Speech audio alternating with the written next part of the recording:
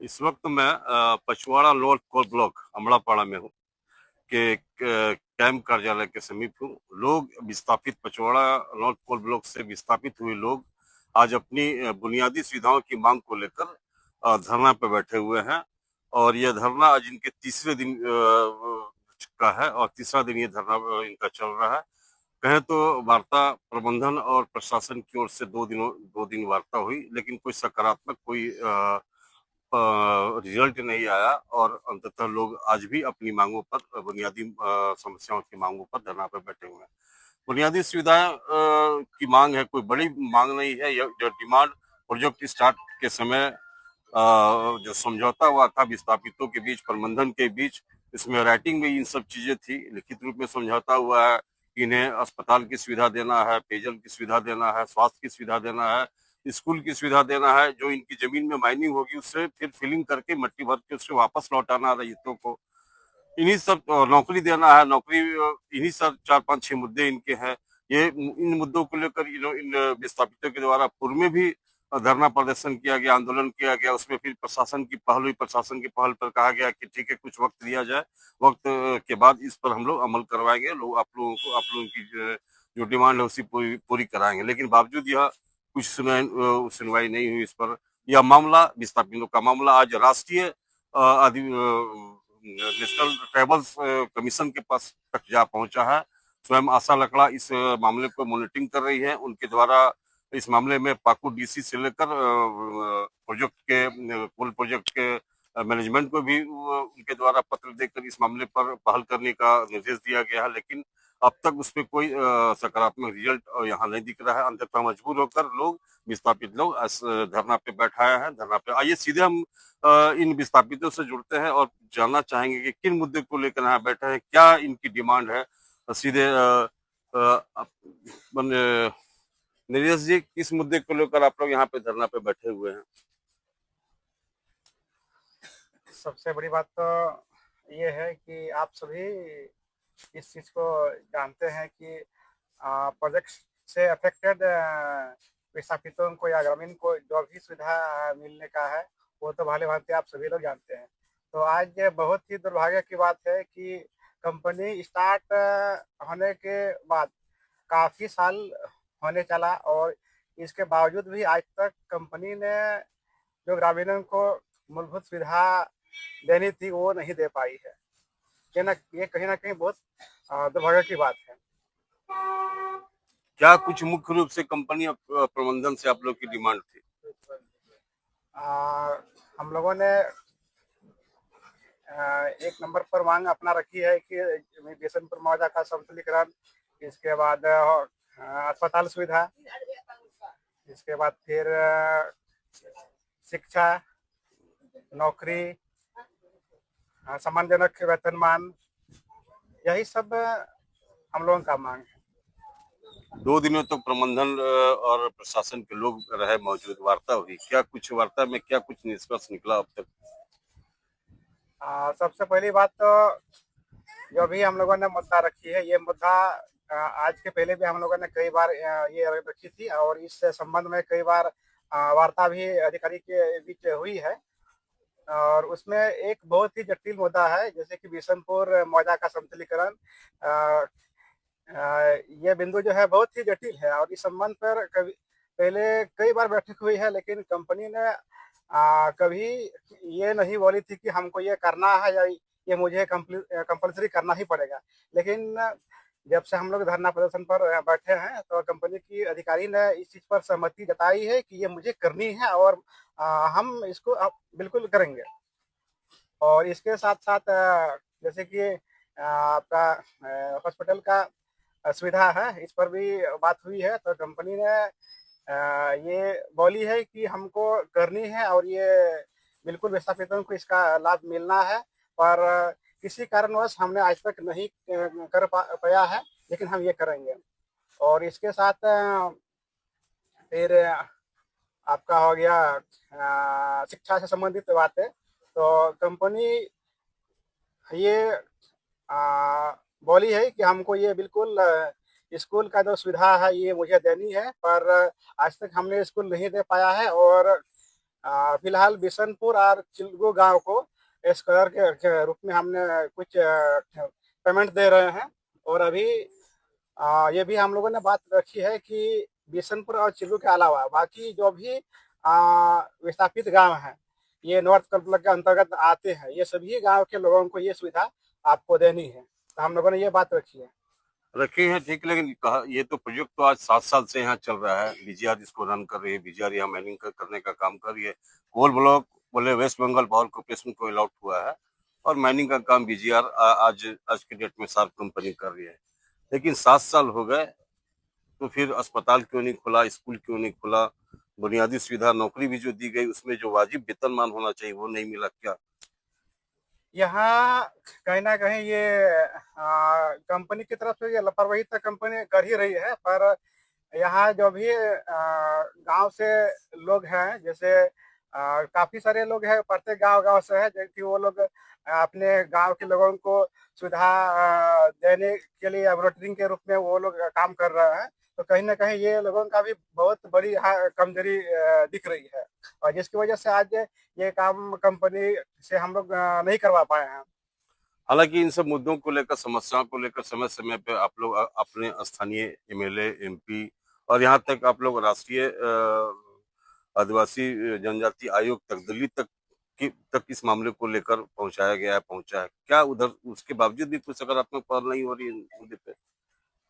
हम तो इस मुद्दे पर यही कहना चाहेंगे कि इस बात को हम लोगों ने कई जगह पहले रखी है और रखते आ रहे हैं, लेकिन यहाँ का विस्थापित और जो भी यहाँ का गिने चुने लड़के लोग हैं कि यहाँ मॉनिटरिंग कर रहे हैं, ये लोग जो है कि कहीं ना कहीं ये लोग विफल दिख रहे हैं। काहे कि बात जो है रखने के बाद भी अगर यहाँ का विस्थापित, यहाँ का लोग अगर एकजुट होकर अपना हक अधिकार को मांगने नहीं आएंगे या सामने बात नहीं रखेंगे, ये कहीं ना कहीं मुझे लग रहा है कि ये कहीं भी बात रखने से, कहीं भी इस मैटर में बात रखने से काम नहीं होने वाला है। तो क्या लगता है कहीं ना कहीं आप लोगों को सिर्फ झूठा आश्वासन दे के ठगने का काम हो रहा है? ये तो बिल्कुल आप सभी जान रहे हैं, और ये कहीं छुपा हुआ नहीं है कि कंपनी 8 साल माइनिंग करने के बावजूद भी आज यहाँ सुविधा नहीं दे पाई है या नहीं दी है। तो ये बिल्कुल कंपनी की बहुत बड़ा लापरवाही है। इसमें तो कहीं ना कहीं हमारे आदिवासी बहुल राज्य है, आदिवासी मुख्यमंत्री हैं, आदिवासी यहाँ के जनप्रतिनिधि हैं और आदिवासियों के साथ ही शोषण या ठगी हो रहा है। इसके लिए इस विषय पे क्या कहेंगे? ये बिल्कुल सही बात है। यहाँ आदिवासी जो है एक संथाल बेल्ट से आते हैं, और ये एक बहुल क्षेत्र है। काहे कि यहाँ आदिवासी जो है अगर देखा जाए बहुत ही सीधा साधा लोग हैं, और ये लोग जो है सीधा साधा होने के नाते कि बाहरी अपना नेता मंत्री जो है इसका खिलाफ उठा रहे हैं, और यहाँ का विस्थापितों को मूलभूत सुविधा से वंचित सीधे अभी तौर भी पे है। कह ले कि यहाँ के आदिवासियों को ठगने का काम हो रहा है। खुद एक हमारे और विस्थापित है महातन जी, क्या कुछ लग रहा है कि ये आंदोलन से कुछ सकारात्मक पहल होगी, कुछ आप लोगों की डिमांड पूरी होगी, कुछ क्या लगता है? सबसे पहले तो मैं आपको इस चैनल के माध्यम से मैं आपको धन्यवाद देना चाहूँगा कि आपने हमारी पीड़ा दर्द को समझा और पाकुड़ से चलकर हमारे धरना स्थल पर पहुँचे हैं। और जाहिर सी बात है कि हम लोगों की ये जो 6 गो मांग पत्र जो हम लोग जाहिर किए हैं, ये सीधा साधा हम लोग का ये एमओयू से रिलेटेड है, और ये मेरा संवैधानिक मांग है। इसमें कोई लिपापोती वाला कोई कहानी नहीं है। क्या लगता है प्रबंधन से भी आप लोग बात किए होंगे, जिला प्रशासन से भी अपनी बात रखे, क्यों मतलब लगता नहीं कि कोई आपकी इस बुनियादी मुद्दे पे कोई गंभीर नहीं है, कोई गंभीर पहल नहीं कर रहा है? देखिए, सबसे बड़ी बात है तो जब हम लोगों ने 16 जनवरी 2026 को एक आवेदन के माध्यम से जिला कार्यालय में जमा किया था, और हम लोग यही उम्मीद कर रहे थे हमारी जो मूलभूत सुविधा है जो अब तक नहीं मिल पाई है, प्रशासन व कंपनी इस दिशा पर अग्रसर करवाए करे। लेकिन समय रहते हुए कंपनी ने हमारी आवेदन सरकारी अधिकारी के जो भी जिले के अधिकारी हैं, वो हमारे आवेदन को मद्देनजर रखते हुए हमारी बुनियादी सुविधा पर कोई पहल नहीं किया। जिस बिहाफ में हम लोगों ने फिर 28 फरवरी को हम लोगों ने एक आवेदन जारी किया और आवेदन के माध्यम से हम लोगों ने ये आह्वान किया कि हम लोग आगामी 9 मार्च से हम लोग अनिश्चितकालीन बंदी के लिए हम लोग धरना स्थल पर बैठेंगे। तो आज तीसरा दिन है। आज तीसरा दिन है। तीसरे दिन भी यहाँ इस कोल ब्लॉक से, नॉर्थ कोल ब्लॉक से माइनिंग बंद है, ट्रांसपोर्टिंग बंद है। तो प्रबंधन पर कोई लग रहा है कि कोई ऐसा दबाव नहीं पड़ रहा है जो प्रबंधन आगे आके आपकी बातों पर, बुनियादी मांगों पर पहल करे? देखिए, हमको जो लगता है कि कंपनी इस दिशा पर जरूर मैंने अपना कुछ मनगढ़ंत कहानी बना रखी है, जो अभी तक हम लोग को देने से इनकार कर रहे हैं, जो भी मूलभूत सुविधा है।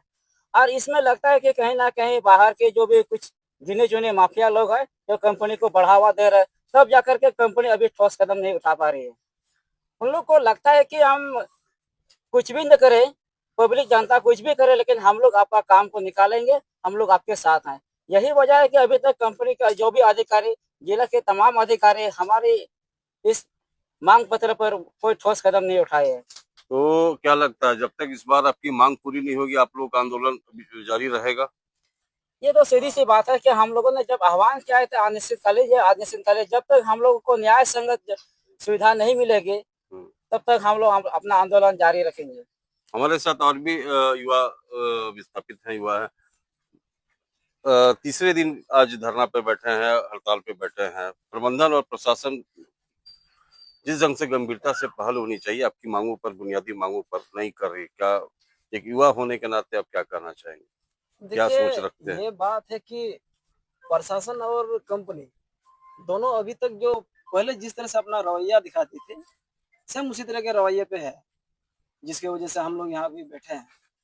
नहीं तो अगर कंपनी अगर सही सलामत अपना काम करती, टाइमली अगर वो सब सारा सुविधा देती, तो ये नौबत आती ही नहीं। हम भी कई दिनों से ये सब सुनते आ रहे हैं, हम भी सुने थे, सब कंपनी बोलेगी कि हाँ देंगे देंगे, लेकिन बाद में अपना वादा से मुकर जाती है। इस आक्रोश से हम लोग जब देखें कि इनसे नहीं होने वाला है, तो फिर हम लोग इस तरह का शांति वार्ता और अनिश्चितकालीन बंदी का आह्वान किए। और आज हम लोग का तीसरा दिन है, लेकिन तीसरा दिन होने के बाद भी ऐसा कोई ठोस निर्णय ना कंपनी ले पा रही है, ना प्रशासन कंपनी के ऊपर दबाव बना पा रही है कि हमारे जनता को सही सलामत ये सब सुविधाएं दी जाए, जिसके वजह से अभी तक हम लोग यहाँ भी बैठे हैं। हमारे साथ एक महिला विस्थापित भी है, वो भी बताएंगे अपनी पीड़ा। लगी यहाँ धरना पे लगी डुंगरी उना Dungri kita awak ko ferda ace ho baku mau lekna ar giti keti gidro cele jom chukwa ale dai madir pulau katale ar mitro ho baku fer kada dungri cele cikaya ale ar ayo hor mace ho baku mau leka babahor mo to ko mau kuna ona keti jalan di pesa ado ona ko le gami kai ku ma ko ar kha नौकरी बनवा keti keti to hospital school ce ho बनवा ar gidro ho ce tempra ce gidro baka pesa ho baku mo kuna ar school ho baku binada ona te le jarna ho kuna। सुना आपने विस्थापितों का दर्द, किस तरह से अपनी पीड़ा बता रही हैं। परियोजना खोलने समय बड़े बड़े वादे किए गए, बड़े बड़े झांसे दिए गए, बड़े बड़े लिखित रूप में समझौता हुई, लेकिन आज यह प्रोजेक्ट सेकंड फेज में प्रोजेक्ट स्टार्ट हुआ।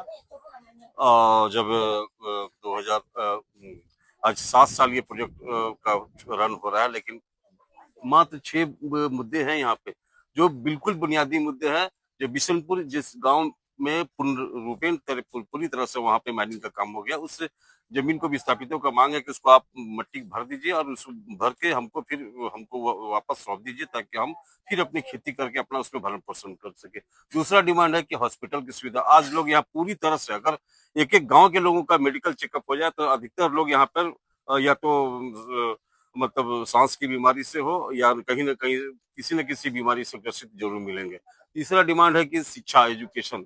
आज यहाँ जब स्टार्ट हुआ था 2006-05 में, जब बात यहाँ स्टार्ट हुई थी, उस समय कहा गया था इन लोगों को, विस्थापितों को, कि हम यहाँ +2 मतलब 10+2 स्कूल देंगे, डीएवी का स्कूल खोलेंगे। डीएवी तो बात छोड़ी, आज एक सरकारी विद्यालय भी यहाँ +2 का ढंग के आज यहाँ लोगों को सुविधा नहीं मिल पाई है। तीसरा डिमांड है कि उत्तम कामगार होने के नाते लोगों को नौकरी भी आज यहाँ 12,000-13,000 की नौकरी मिल रही है। ये कहाँ तक न्याय संगत, आप खुद समझ सकते हैं। चौथा, योग्यता के अनुसार नौकरी, इनका भी वाजिब डिमांड है कि जो जिसका एजुकेशन है उस अनुसार नौकरी मिले। और एक अंतिम है कि नौकरी में सही वेतन और सही तरीके से उनको काम मिले। लेकिन इनके इन मांगों पर न तो प्रबंधन गंभीर है और प्रशासन हालांकि पहल कर रही है। आज प्रशासन का भी, जिला प्रशासन के एक अधिकारी से भी बात हुई, उन्होंने कहा कि प्रबंधन कुछ इसमें लिखित रूप में देने को तैयार ही नहीं, तो हम उसमें क्या कर सकते हैं। करना तो प्रबंधन को है, देना तो प्रबंधन को है। ये वेस्ट बंगाल पावर कॉर्पोरेशन के अधिकारी बोल रहे हैं, हम बात कर रहे हैं, अपने मैनेजमेंट से बात कर रहे हैं। बीजीआर के अधिकारी बोल रहे हैं कि ये उनको करना, एक दूसरे पे थोप रहे हैं। और आज अभी बजट सत्र, झारखंड विधानसभा में बजट सत्र चल रहा है और स्थानीय विधायक को इन मुद्दे पर पहल करनी चाहिए। इन मुद्दों को बेबाकी से विधानसभा में उठाना चाहिए। इन्हीं विस्थापितों के बीच, इन्हीं विस्थापितों के मत से आज वहां इस विधानसभा में पहुंचे हैं। यहाँ के माननीय विधायक, सांसद इन्हीं के वोट से आज वहां पहुंचे हैं और ये इन्हीं की पीड़ा को उठाने में वो आज पीछे पड़ गए हैं। क्या वजह है वो तो आप समझ सकते हैं, लेकिन आज विस्थापितों का दर्द आप सुन रहे हैं। इन विस्थापितों को आज अपनी बुनियादी सुविधा का, पानी, सड़क, शिक्षा जैसी बुनियादी, कोई बड़ी चीज या कोई नई चीज नहीं मांग रहे। जो जो इनके साथ शुरू में कमिटमेंट किया गया, एक लंबी आंदोलन, लंबी लड़ाई के बाद, इस विस्थापितों की लंबी लड़ाई में शिबू सोरेन जी भी आए, बाबूलाल जी भी आए। यहाँ पर परिणाम हुआ कि परियोजना खुली, लेकिन विस्थापितों हक में सबने आवाज उठाया। लेकिन आज उस समय उनके साथ सब खड़े हुए, उनके आंदोलन के साथ, उनके आगे, उनके साथ। लेकिन आज देखा जाए, रिजल्ट शून्य है, जीरो है। वक्त है जिला प्रशासन को, हमारे राज्य के युवा मुख्यमंत्री हेमंत जी को इस मुद्दे पर इन विस्थापितों की दर्द की पीड़ा को समझे और इनकी पीड़ा को दूर करने का काम करे। बिशनपुर से पचवाड़ा नॉर्थ पोल ब्लॉक के कैंप कार्यालय से कार्तिक कुमार, समाचार प्लस के लिए कार्तिक।